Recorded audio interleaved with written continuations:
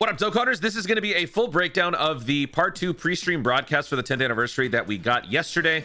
For those of you who didn't watch the live stream or didn't watch my reaction or simply just don't want to get all that extra fluff in there, you just want to know the basic info, this video is for you. Also, since then, we have learned a few more things about the event, so I figured I would provide all that extra context and perspective in this video. And then if there's anything else that I missed, I'll update the pinned comment, or maybe another video will be happening down the road. So for the pre-stream broadcast, the main thing that we were expecting were the LR reveals, which is exactly what happened. We also got a few other details. So let's just start from the top here. We open with this weird counting sequence thing. At first, I thought this was maybe like the days in Dokkan, but then like it looks like the cards are getting more populated on screen. So maybe this is like the number of cards in the game. I don't actually know which it is. It's not the days, because every year is 365 days, and if we're counting how many days are in Dokkan, it would be 365 times 10. So we would have like 3650 at least when we got to Vegeta, but we're at 2612. So what I think it's more likely going to be is the number of cards that exist in the game. Various versions of the same card, like the SSRT or LR, having over 2,000 kind of makes sense, because I'm looking at my box right now. I've got like 2,800. And that includes like extra SA5 copies, not 2,800, 2,578.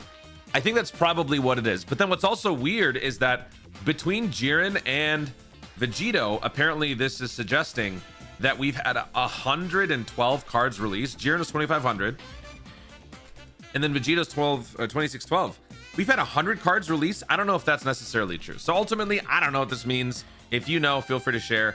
It doesn't amount to much because this is all just a sizzle trailer, right? Then they do the 10th anniversary promo stuff, and then the fan meetup officially begins. So we are introduced to the new MC, someone brand new actually, and then we get Omatsu and Geppy. Both of the producers are here. No sight of Ken. And then we bring in the comedy tag team of Pekopa, which is these two guys right here.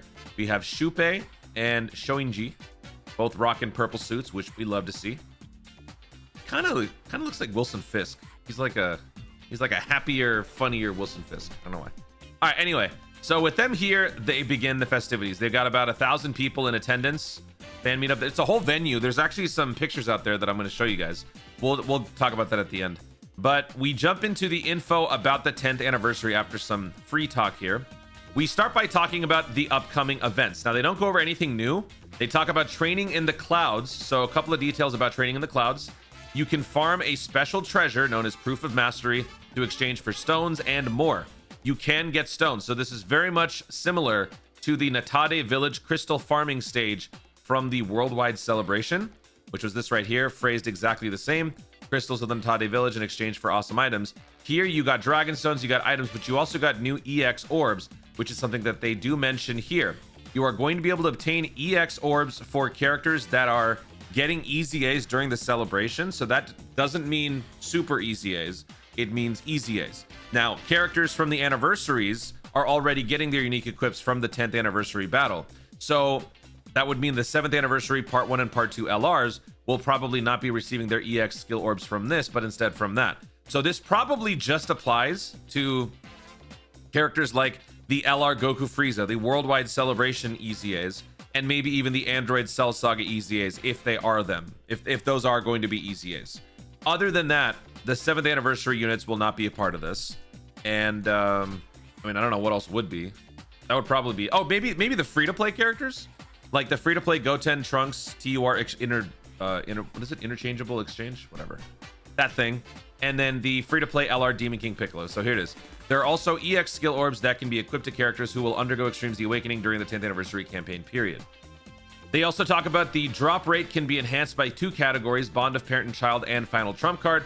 There is actually a pretty decent cross-section of the 2 characters, the 2 categories. So if you are trying to get the absolute best drop rate you can, you want to be bringing an LR that fits both categories. So make sure you hit full match in your game. I'll talk about this when I do a video.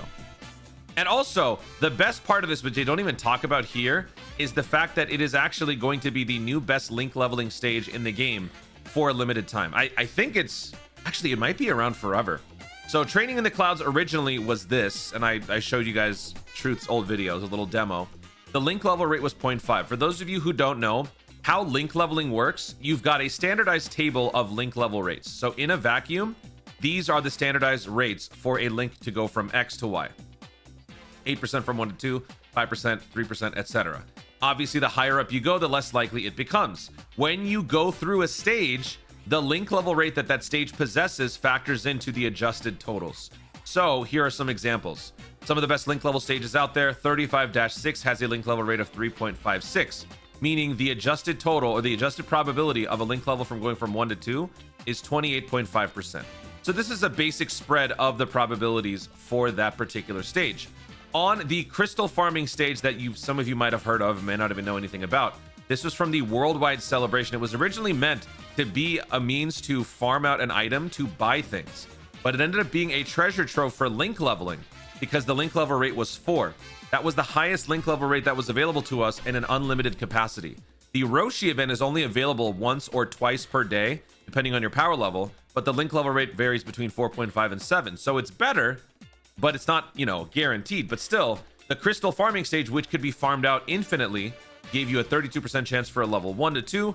But most importantly, from a 9 to a 10, it went from a 0.3% to a 1.2%. That's huge. It's still very improbable, but it's the best that it's ever been. So now with this new and improved version of the training in the clouds, they have increased the link level rate. There's a 25 stamina cost that gives you a link level rate of 4, which is exactly what the Natade Village event also did, 25 and 4. But now they're giving you an even better version that costs 40 stamina with a link level rate of 7. That is the exact same value as the Roshi event. So now you can do the Roshi event as much as you want. Granted, it's going to be an extremely steep price, which I think was deliberate. They don't want you to just max out all your characters for very minimal stamina. It's going to come at a price. So even if you don't want to link level this way, you could always do the basic version, but both are going to be very, very good. So that is probably the biggest W from this whole thing. New characters that you might summon during the anniversary, try to take them through this, might help you get those links up faster. For the lower links, I would recommend you do another event like a quest mode or something like that. But for the main high ones, go for this. So that's the big news for the training in the clouds. Then they talk about the other event, which is the link level boosted event, Master It, the Dream Technique. This is the King Kai event that is available 3 times every 7 days. Here you have the highest link level rate in the game. So like I was just talking about, if you multiply the link level rate by the standardized table of rates, you would get a bunch of adjusted values. With a link level rate of 42 last year, this meant that the first, I believe, 4 to 5 links were all guaranteed because that's how high the adjusted amounts were. So the idea is that you want to be bringing your highest link characters that are not max links into this event so that you have the best chance of those lower probability links to proc. You don't want to be bringing level 1s, level 2s. That can happen anywhere. You want to be bringing all of your level 8s and most preferably level 9s. They've also since upgraded this, and instead of a 42 link level rate, it is now going to be 45 for the 10-year anniversary. This is actually even better. So I'll do a full breakdown of this in my upcoming video when we start this event, whenever it comes out. Looks like it's coming out in about a day and a half. So that is excellent news. And did they say anything more about that? No, it's just better than it was before. So after that, that's it for the event details. They don't go over anything else. So pretty much we already knew that this stuff was coming up from data downloads. So this didn't really provide much information. But then again, this is a pre-stream broadcast. They're not trying to give out too much info because they're saving that for the main broadcast, which, by the way, they talk about later on. But the next broadcast is going to be on the 14th of February. 14th of February, they don't give us a time, but it's most likely going to be how it was for part 1. So if it starts on the 14th at 1 a.m. my time, so just go back to when the other stream started, and that'll tell you exactly what time I think it'll start. 1 a.m. my time would be the stream, and then maybe 5 hours later would be the data download, and then 7 more hours after that would be the start of the banner. That's how I think it's going to happen. We'll find out sometime soon. But after the event details, they show us the new characters. This is the big reveal. So let me go ahead and pull up the high resolution global video that they dropped. So let's go ahead and play this. I'm not going to be reacting. Just watch and enjoy. Where's the music? There we go. Oh, it's the graduation music.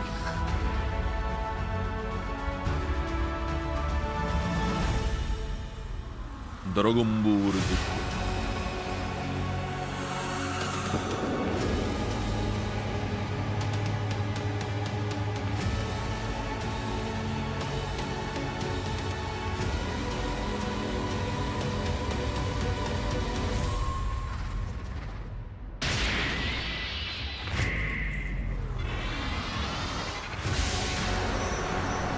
And there's our first Carnival LR, Super Saiyan 2 Gohan. And then...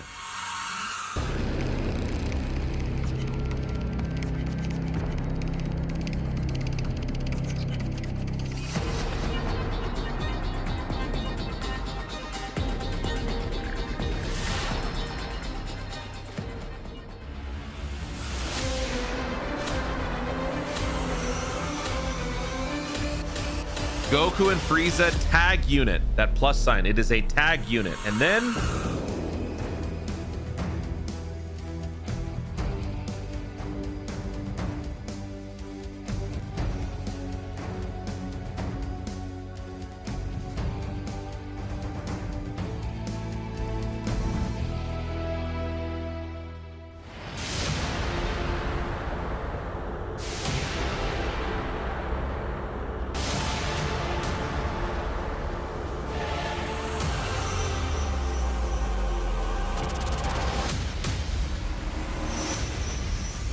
there we go. The 3 LRs for part 2. Carnival Goku Frieza tag unit, Carnival Super Saiyan 2 Gohan, and Dokkan Festival tag Vegeta into Goku into Gogeta. So this was something that a lot of people had already seen coming. I'll just say I'm very happy with the selection. Obviously, I'm a very biased Tournament of Power fan, but let me comment on this. I do understand that there is some frustration out there. I think it's a more vocal minority, but still, I understand the frustration, mainly because, objectively speaking, while this is hype for me, I don't think that this was a good choice to represent Dragon Ball Super, on top of the fact that we already had a Tournament of Power member. Had Part 1's Royal Blue Vegeta been something else, then this would have been fine, or vice versa. I think that they should have pulled from something else in Dragon Ball Super. I think Beerus would have been a great representative. Orange Piccolo would have been good. Hit would have been good. Frankly, anything from another arc I think would have been a better choice. Of course, this is good though, because one thing that I wanted was for the Carnival unit to also inherit the new mechanic. I didn't think that they would do this for both characters, so this is an extra special situation, but the fact that we have an exchange mechanic here is good. Now that I think about it, where could we have had an exchange? Reversible exchange could have probably happened for like a future arc Goku Vegeta Blue. Maybe Beerus and Whis. I don't know, you could argue, maybe. There aren't too many places where that could conceivably work, which maybe is why they did this. But again, I understand the frustration. I'm happy though. So, and also, to be fair, we've had a lot of Tournament of Power representation recently. So, yeah, I do understand that. But anyway, that is the big reveal. They show us the 3 upcoming LRs. They also go on to mention that the Gogeta will have a limited amount of turns as the Fusion Gogeta, similar to the Part 1. So all we know so far is that Goku was the main unit representing the Vegito. Vegeta looks to be the main unit representing Gogeta, since he was the first one to be shown, which is good. Both fusions have a limited number of turns. We'll have to wait and see what the full kit is at a later date. That will be happening on the 14th. And then after this, I gotta show you guys something. So they were very happy with the announcements, most people, but then they actually, hold on, let me go here. They show us the updated roadmap. Let me just go point by point. So here's the updated roadmap. I have mine that I'll show you guys in a second. And then they actually talk about the naming scheme. So Vegeta plus Goku, there you go. Vegeta's the main unit, Super Saiyan 2 Gohan, Frieza plus Goku. And then they do this clapping contest, because they want to offer even more animation reveals based on the audience feedback. So here's another look at the tag switching. This actually looks pretty great, because the Goku goes Super Saiyan temporarily during this. Yeah, this looks awesome. Okay. So after going through all that stuff, there's the Gogeta Fusion. I gotta find this. Where is it? Is it this? It's right here. Congratulations to everyone who guessed it correct. In the next broadcast, which will be held on the 14th, we'll give you more information. And then, yeah, here it is. So we want to show a little bit more of the animations. So check this out. Where's my Twitter video? All right, I'm gonna go ahead and pause this. Check this out. How many of you guys want to see Gogeta? People start applauding. No, it's not very loud. Nah. Gohan? Nah. No. Yeah. Yes. Why is nobody clapping? Yeah, nobody clapped for the Goku Frieza. Nobody. So yeah, that was a little embarrassing. A little bit of a 2-0 there. I know I'm in the minority, I guess. So they obviously voted for the Gohan to be shown, but then ultimately I think the point was that they were going to show all of them. So they give us a little bit more animation for each of the characters. So let's go ahead and play this. Turns out after this fan broadcast was done, people in attendance got to see a little bit more. So let's go ahead and watch this, and then we will take it from there.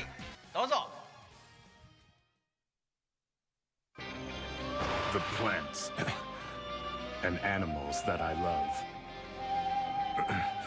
Please protect them. I'm counting on you.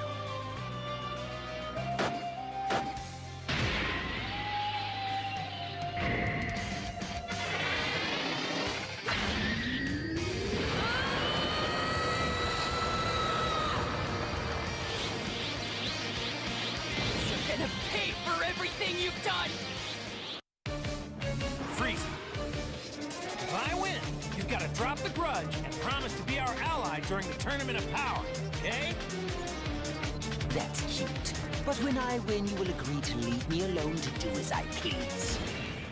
That stupid smile.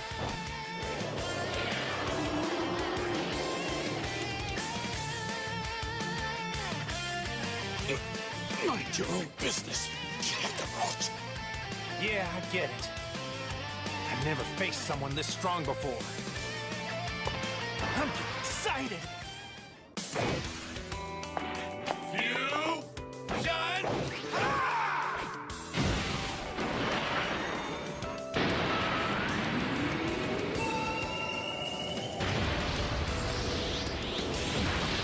I'm not the Goku nor Vegeta. I'm the one who's gonna take you down. So there we go. We got to see a bunch of extra stuff right there. First of all, the music for the Gohan transformation is so sad, almost tear-inducing. If I kept watching that, I probably would have teared up a little bit. That was awesome. Also, I just realized there might be a little bit of a photosensitivity warning. A little late now, but just be careful because the red and white background, it doesn't flash as much as it did in the original, but that's still kind of a lot. So do be careful, those of you who have photosensitivity issues. I love that they're pulling from the Goku Frieza moment before, like when Goku's recruiting Frieza. I hope that we get a much better version of that, like mutual punch. I think that's going to be great. Obviously, they still need to also include some of the Jiren fight. So I think it's going to be a combination of the two. It'll be fun to see. And then for the Goku Vegeta fusion, I know some people are a little bummed out about how it looks like the other fusion. I mean, that's all there is, right? That's the fusion.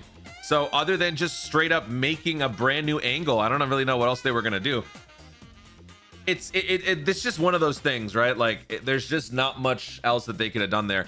But I will say that when I saw that at first, I didn't realize it, but there is a very minor Budokai 3 reference. When I was hoping for the Budokai 3 reference to happen here, I thought that it would be a little bit more drawn out, unlike the, actually, yeah, the Vegeta Budokai 2 reference was a little bit more obvious, but this one is not. So when Gogeta's hand actually comes down, that is a bit of a similar nod to the Budokai 3. So let me pull that up.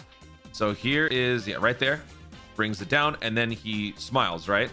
So that is somewhat similar to the Gogeta fusion. So let me pull this up right here. Got to keep the music off. So they fuse, and then there's the hand, right? And then he gets all mad. So it's very brief. I think the Vegeta one is a little bit more obvious when his animation reference kicked in, but yeah, that's the Budokai 3. I was hoping for a little bit more, but it's cool. So that's all that we got to see through the broadcast. They showed more afterwards for the people in attendance. And then after this, let's see, what else did they talk about? They pretty much just go on to talk about various collaborations. They talk about the figure stuff, the acrylic charms, all from a company called Banpresto. So this is like a JP based thing. They also talk about the digital card game, Fusion World. Or actually, is this the physical card game or the digital one? Whatever. This is the card game. So they have some Dokkan crossover characters in there.